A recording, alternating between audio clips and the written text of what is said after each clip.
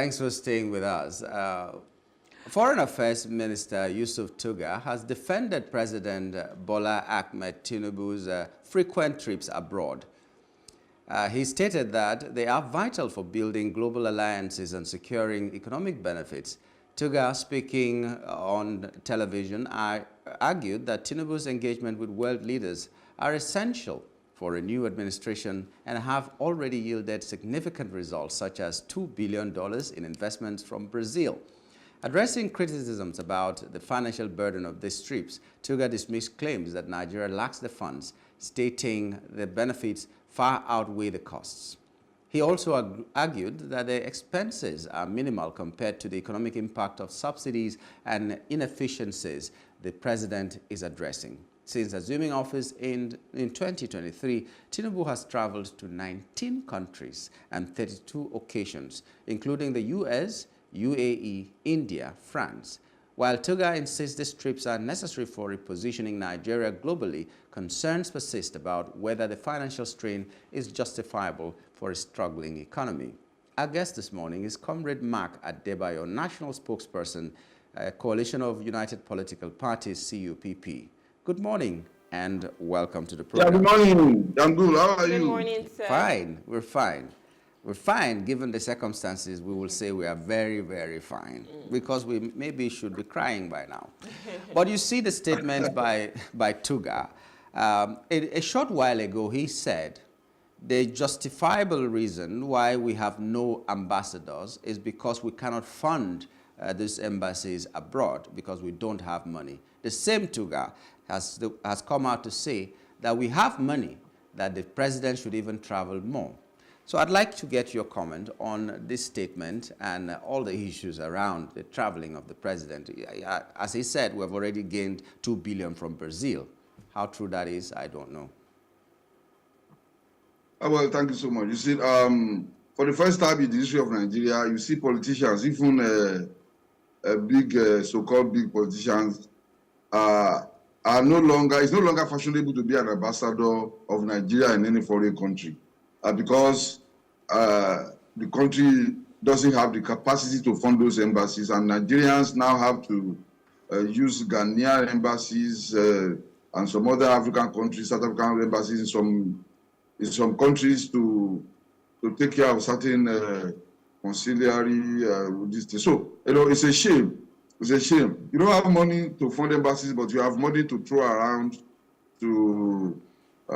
In 2024, from January to May 2024, the president spent 3.4 billion naira on trips. And now 19 months in office, he has visited 32. He has traveled out 32 on 32 occasions. So, and that's a lot of money. If you know how much the aviation fuel it costs, and when the plane lands in the foreign country, the hemorrhage and everything that will cost, it's cost the country a lot of money, billions of naira each time the president travels out. Yeah, he said they brought in a 2 billion naira investment from Brazil, which was as a result of the president travel. Okay, what has that done to help the economy of Nigeria? What has that done to help in the skyrocketing prices of food in the market? What has that done to help the skyrocketing transportation fares? What has that done? So, what has that done to bring down the inflation in the country?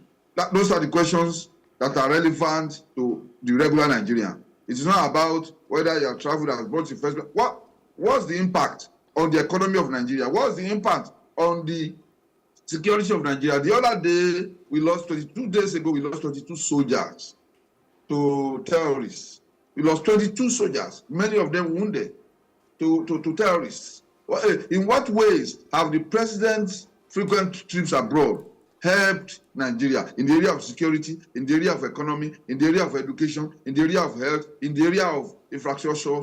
Our roads have become more or less like death traps. So, it is only when we begin to see the positive impact on the economy, on the security, on the infrastructure, on the education, and the health of Nigeria that we begin to, now appreciate the fact that the president is traveling abroad. You see, all these things. You are now counting the medical tourism of the president among the things that will benefit Nigeria. How does that benefit Nigeria? That the president goes to France for his own medical needs, goes to London for his own medical needs, because it's part of the teaching on 32 occasions in the 19 months that he has traveled out of the country. So those ones do not help Nigeria's economy. That, in fact, in the Committee of Nations now, international community, international diplomacy, where is the stand of Nigeria today? Where do we stand? So that is traveling until we begin to see the positive impact on the economy of Nigeria, on the general state of the country, security and co. That is when we appreciate. It should give us intangible statistics, how these trips have helped Nigeria. That is what we want to know. It is not about giving us figures. It brought in 2 billion. But no, Mr. Adebayo, why does the president even need to travel? Because when you go to other countries, the people that travel are the secretaries of state and so many other top government officials. They are the ones who travel. When China wanted to develop, they locked themselves up. That president wasn't moving from place to place. When Trump took over, this is his second coming, he has raked in about 600 billion naira from Saudi Arabia that has promised to invest. He did not lift a finger and say he was traveling to anywhere. Why does our own president, whether it brings money or not, why does he have to be the one to travel? Let's look at Nigeria. When Abacha was, in office, he didn't really travel. So why does our president need to go from country to country looking for foreign investment? Meanwhile, the ones that we have here, most of the companies are leaving. So walk me through that. Why does the president need to travel in the first place? Well, you see, look, for a country to work, you don't need to be globetrotting as a president. You don't need to be globetrotting. You see, the problem with the Nigerian rulers is the fact that when they don't know what to do, they just behave anyhow. So now, well, don't not even bring in the example of Abacha, because that's a very appropriate example, because there was Nigeria became an international pariah during the time of Abacha. It was an ignoble ruler. It was a tyrant. It was a totalitarian. And to that extent, it stands condemned. Even though we were still having a better life than now. We didn't go anywhere, but what did we were suffering at home. But like Nyamgul said, you see, China, we need to follow China, either the example of China or Singapore. But we cannot, you are mentioning Donald Trump and the rest of that. Until we have leaders that really know what they are doing, they really know why they are in office. We are not going to have people who are going to be serious and sit in their offices and do the work that they are supposed to do. You are right. The president doesn't need to go around and go trotting to be able to bring investment or anything. But if he has competent and efficient ministers, a minister of foreign affairs, we don't have secretary of state, a minister of foreign affairs, a minister of trade and investment that know what they are doing, that understand the rudiment of international connection, connectivity, and networking with international players to bring investment to the country. And if you are able at home to make sure there's some stability in your power supply, in your security, in your economy, and it's not fluctuating up and down, you will see that it will attract investment naturally. I mean, it's really funny that our president has to be the one to travel. It's just like, okay, my wife wants to cook. I have to be the one to go and buy the seasoning from the market or from the store. I have to be the one to go and buy this and that. If I have to buy these things and she cannot go, the children are there. Why can't I send them? Why do I have to be the one to go all the time? Is it because I want to keep the change myself? Is that the reason? Because I don't find it funny that our president has to be the one to move. And we're still talking about, our embassies or the, emissaries that we're supposed to have. We do not have footprints in most of these countries, but then you're using the money. So I'm wondering how you're supposed to save, because if you're saying we do not have a lot of money for sending emissaries to certain countries, how come we have more now for the president to move everywhere? They said it's because we did fuel subsidy removal. As if that was done so that he can spend anyhow. To be at work here. How can you be ruling a country, but you are everywhere else but that country? I want to understand how it works. I understand that, of course, technology has helped. You can have your Zoom meetings, whatever cabinet meetings that they have. But still, you should be present. You need to know the pains of the people. You need to be able to feel There are things that go beyond technology. No matter how advanced technology could be, Yeah. there's no way, it cannot beat physical contact. For instance, there is a fire in Enugu State, an explosion of a tanker, and then you are sending condolence messages to the families. It is not the same as you being on ground and talking to the people and letting them see you. addressing It's them. not the same thing. And this is something you can do effortlessly because you have the means of transportation, you have the means of doing anything that you want, but you won't be there because you can rule from anywhere in the world. That's their argument. My major concern is, cutting the cost of governance, because I feel like with every company, if you're not making as much money, you start to look for where to cut costs. So for instance, maybe you hear of companies that have to downsize because they still want to be in business. And I see Nigeria as a business. If we know that we do not have as much to spend, why are we not looking for ways? I'm not saying the basic things, like the things that are so necessary, we need to take them out. And I'm not saying maybe the president shouldn't travel, but if we're talking about 30-something trips in less than 2 years, so that means by 2027. Okay, Comrade Mark, you're back with us. Okay, so I mean, I was just talking about, cutting the cost of governance. It's something that we've always said. And I'm not saying maybe the president shouldn't travel at all, but having to go on 32 trips in less than 2 years. So by 2027, how many trips is he going to go on? And we're still trying to address our fiscal deficits in Nigeria. Is this not where we need to start looking for, the little ways we can take out money and save? Even though we know fuel subsidy is gone, there's money coming from there, but we don't know how it translates. We don't really see it. But still, even with the president having to travel all the time, he's not here physically present to rule the country. Money is being taken because it's not even just the aviation fuel or anything. He's moving with hurdlies. These are people that will still get out of state allowance. That's money that's being burnt. Esther codes, they call it. Esther codes. These are monies that will still be being Comrade burnt. Adebayo is itching to say something. Please go ahead. You see, look, you are talking like this because you have a brain that is braining. But we have people. In this country who say they are our rulers, whose brains are on holidays, permanently on holidays. That's why, because it is only when you are exercising your medulla oblongata that you have your brains that you'll be able to say what you are saying. In terms of cutting cost of governance, these guys don't really believe in that. They believe in feeding their greed. They believe in feeding their avarice. So they believe in, they don't believe, your inflation might as well go as high as 50%. They don't really care about that. So now, if just recently, about 4 or 5 days ago, the presidents of China and Russia held a virtual meeting. They had a virtual meeting through the help of technology, and they were able to arrive at concrete agreements between the two countries, unlike our own.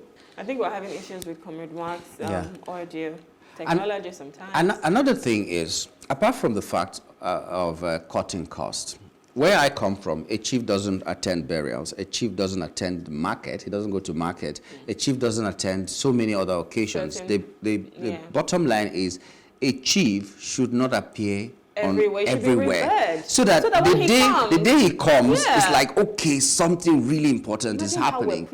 So when our president travels, sometimes he goes to a country, he doesn't even meet with the president, he meets with the ministers that talk to him. Or the president of a country will send his ministers to come and meet you at home, and we'll be celebrating. How many times has an American president come to Nigeria, the largest country in Africa, with the biggest economy, whether we like it or not, biggest economy, at least unofficially, because the official one may not be declared, but we have the biggest economy unofficially. They know it and they exploit it. But how many times have the president of America come here? Like 3 times or so. The whole time that Nigeria has been a country. So why are we letting our president to travel everywhere in this world? And then we're going to beg. So we've turned to beggy. where we're going to. When we have an occasion in Nigeria, if the president sends a representative, what does that say? That whenever someone goes there and talks for you, he's talking like you. Why can't that be done to a foreign country? And you have to go there. And trust me, next year he will not travel this much, because next year will be campaign year. Yes. He will not travel. He will not see the need to go and get the kind of investment that we need in Nigeria. It's really disheartening. I mean, if we just talk about leadership, communicating with your people, even if they know that you're here and you're doing your best, it's a different case. If you can give us the blueprint and say, this is XYZ, this is what I want to do, ABC, spelled out, people can understand. But if it seems like you're being lackadaisical, whereby every time, every given opportunity, you want to go somewhere else in the guise of looking for foreign investors, fine, you can say that you've been able to secure about... Comrade is back I now. think we have Comrade back. Hello, sir. Please go ahead. You see, no matter how many times, no matter how many times the president travels, America will not come and help and beat Nigeria. China will not come and beat Nigeria. France will not come and beat Nigeria. Germany will not come and develop Nigeria. It is Nigerians that would develop through our leaders or rulers, as the case may be, that will develop this country. So no matter how much you travel, even if you relocate to America, Nigeria will not become another America because Americans are not coming here. In fact, the reverse is the case.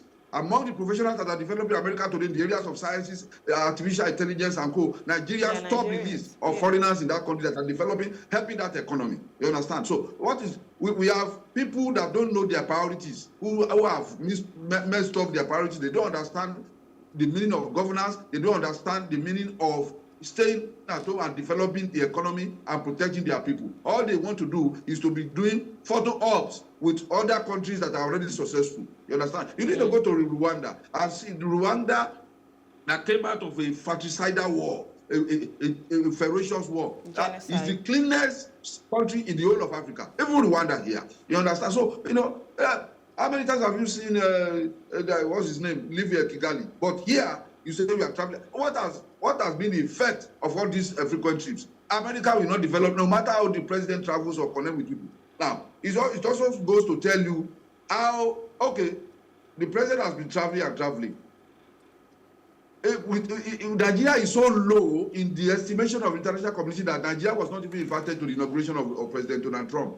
Nobody takes us seriously anymore in the world. They are traveling. What effect? No, people don't invite our president, our leaders to real the big deal when things are happening. When things are happening, they don't. But you know, the importance of a nation is in the international community is measured by the relevance it brings to bear in international affairs. They are discussing issues all over the world. You are not invited. They are, you know.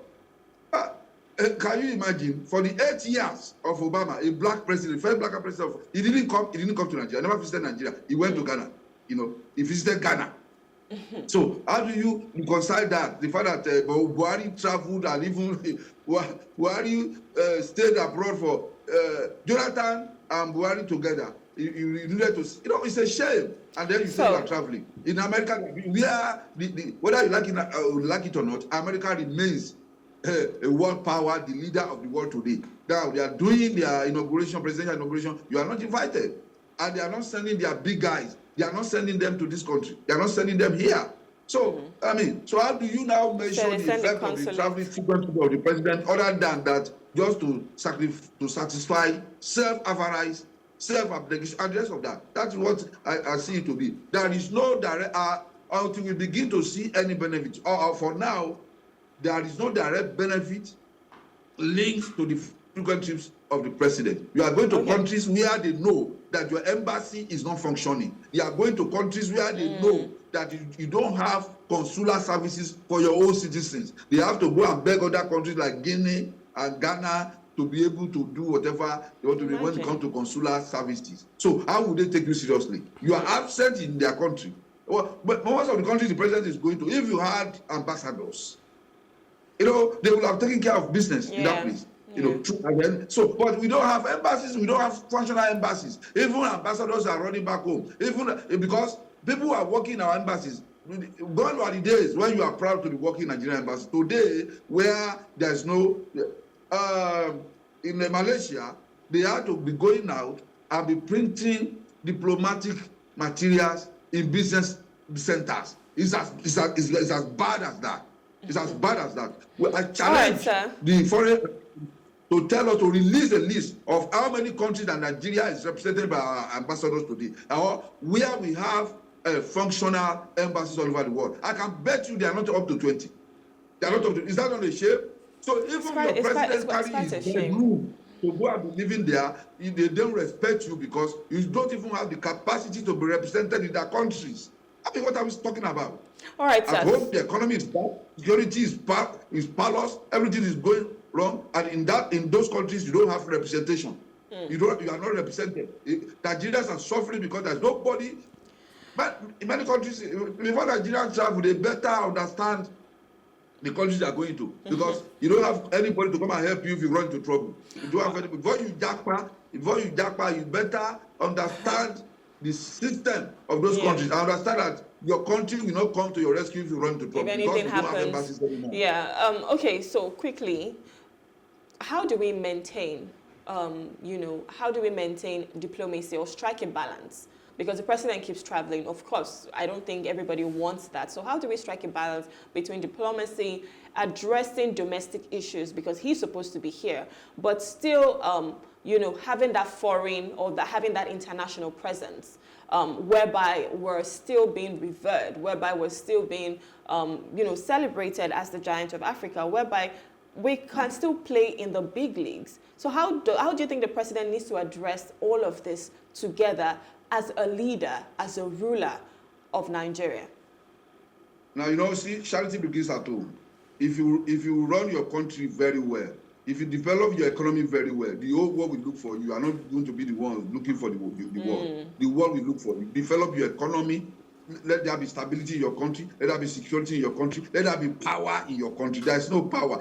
I'm running on generator. There is no power in the country. In Nigeria, a country of estimated 250 million people running on lesser than 4,000 megawatts, and you say you have power. You have a power minister that is powerless to do anything because he doesn't have the intellectual capacity, the experience, the capability to be able to manage the power situation of this country. When we still need to go to Nigeria, as we are today, we need between 30 to 40,000 megawatts. We are operating less than 4,000 megawatts. And then the power has moved from epileptic to skeletal. And then you say, no, develop your country, develop your economy. The world will come and look for you, not the other way around. You cannot be globetrotting, going around visiting every president and the capital of every nation does not develop your country. We know that. Whether it is in economy or econometrics or political economy or in political anthropology, it holds for truth that your economy cannot be developed by going abroad. All right, sir. Yeah, well, thank you so much for that. Well, there's nothing we can do right now. He will be traveling and traveling. We'll still keep talking and hoping that he stays home and listens to us and does what he's supposed to do. Yeah. But this is how much we can go. We will keep talking. We will keep interrogating the issues. But the time is coming, we will do more than talk. We will do more than talk. Amen to that. But this is how much we can go this morning. We'd like to thank you, Mr. Adebayo, for coming on the program. Thank you so much, Plus TV Africa.